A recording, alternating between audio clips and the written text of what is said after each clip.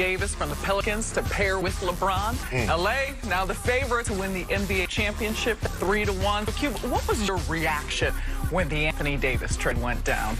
You know, it's how I reacted when we got LeBron. It's disbelief. It's like, you know, you actually numb for a day and a half, kind of like, really? You know, it's like you got rejuvenated. You know, it's kind of like you got resurrected. And so it's a great feeling, you know, to be a Laker fan. It's always good. You know, even the down times, you know, if you really go back, I'm always thinking about, we'll be back. You know, just wait. Here we come. You know, it always bounced back in L.A. Now, you being part of the Laker family, like, I've been talking to you for at least 30 years about stuff like this. And there wasn't at least a little moment, man, you was worried about Jenny Buss and the Ramby family, your boy Magic, he up and quit on them just like with nothing. You weren't a little worried? Come on now. Worried.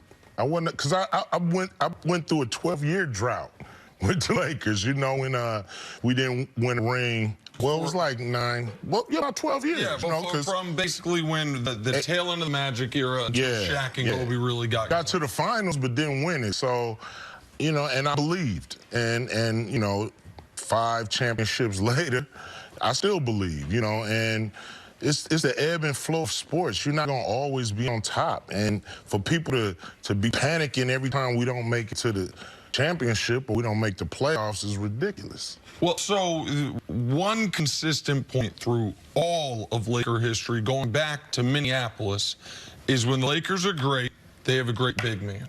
Even the last 2 championships, people have somehow lately underrated how good Pau Gasol was and how important he was. But Pau, Shaq, previous to him, Kareem, obviously, previous to him, Wilt, previous to him, Mike. And so it's not just that you have the best player in the world, LeBron, and another superstar with him, but it's a superstar big man, which for you has been a Laker fan your whole life. That's how this thing goes, right?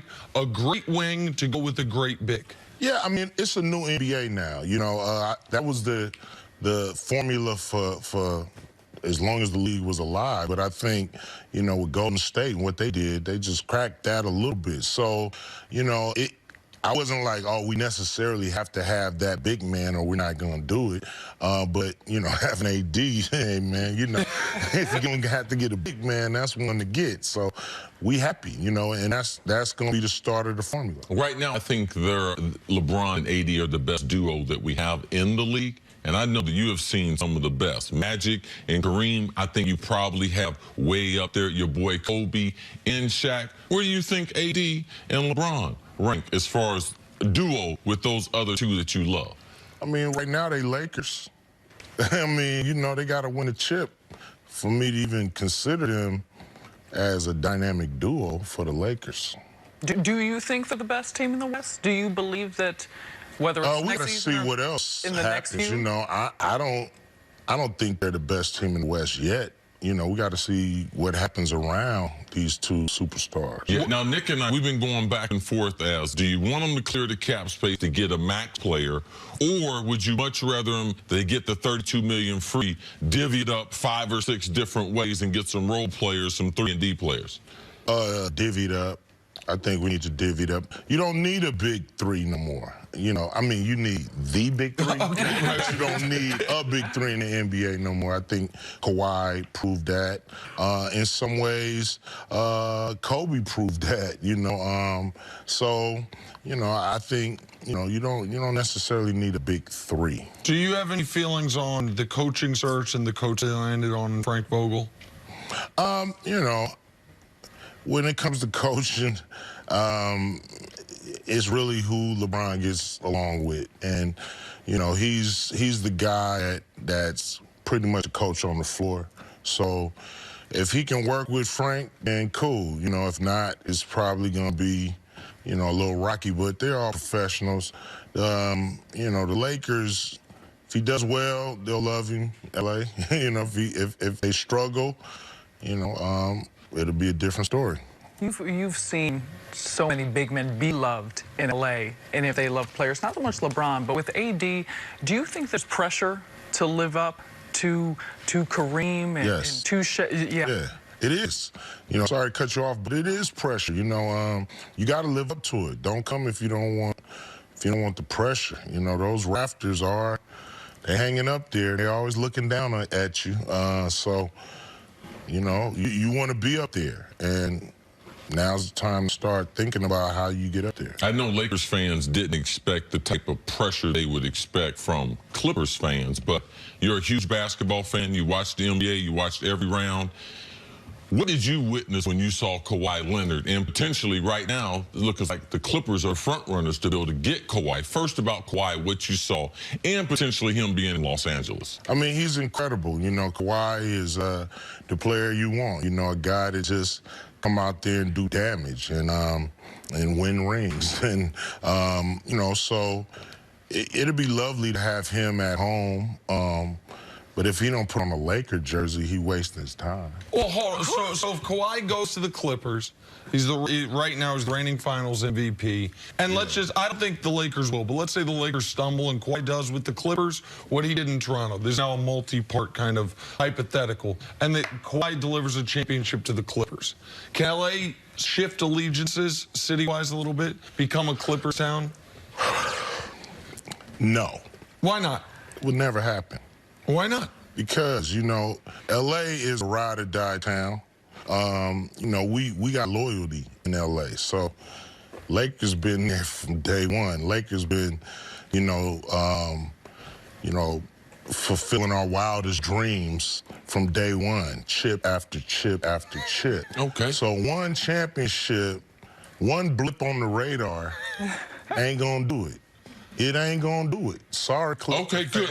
I got a question for you, because this is to you, your whole household, your son. Your son been terrorizing my dude. Yeah, too, we man. love Kobe. Yo, And okay, Matt, you can't say nothing bad about Magic Johnson, Kobe Bryant, or the Buss family. Hey, man, They done brought chips. Okay, listen. What? So, when will the Kobe fans give LeBron, and you said now Kobe got 5, I don't think it's gonna ever happen. If LeBron brings a chip to LA, he ain't gonna never get the type of respect. Y'all ain't gonna never come over to LeBron's side.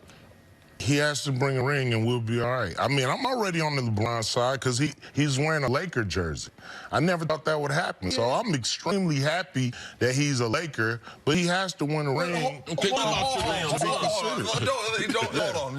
What about your son? My son loves LeBron, but he's still got to win a ring to even be considered, you know, doing what he's supposed to do in Los Angeles. That's just how it is. Not for LeBron, it's for everybody that come and put on a Laker uniform. Right. You win chip, we love you. You don't, we like you. But so an interesting thing, though, happened.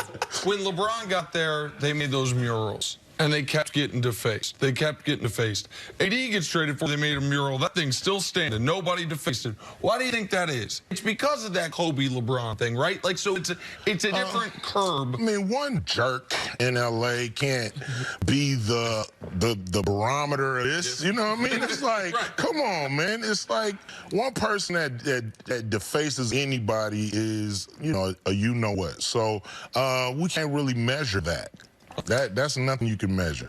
We love LeBron. We love AD. They Lakers. We're going to ride with them. But there is pressure to win a chip. Real quick, how much are you enjoying what's going on with the Lakers' historic rival? I was going to say, that's where I was going to. The Celtics, with what's going on with us. You know, I'm not tripping on the Celtics. You know, I'm not sad that, you know, they have issues. Boston win a lot. I mean, in football and baseball and everything. So, you know, they'll be all right. You know, it's our time to shine. Big 3 opens this weekend. Yes, You've sir. done a tremendous job. Thank you.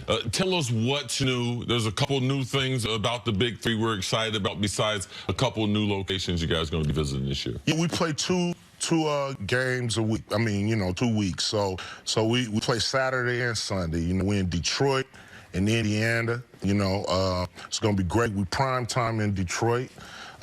Indiana's 1 o'clock. So, you know, I know y'all go to church out there, but church gonna be there next Sunday. Big 3 won't. You know what I mean? Come on. But yeah. But you know, so you know, we're excited. You know, we got 12 teams now instead of 8. We play, you know, 3 games a night, and man, we got great new talent jumping into the game. It's just building, man. It's building. Are there any new faces we should look out for? I saw, is Lisa Leslie? She's a coach, yeah. Lisa Leslie's new coach. I mean, Nate Archibald's a coach, Reggie Theus. But, you know, as far as players, you know, there's Jason Terry. You know, he's balling out. You know, we got Gilbert Arenas. We got Lamar Odom. Man, you know, it's just star-studded. Joe Johnson, man, Josh Smith. Those are the new faces. Plus, wow, people like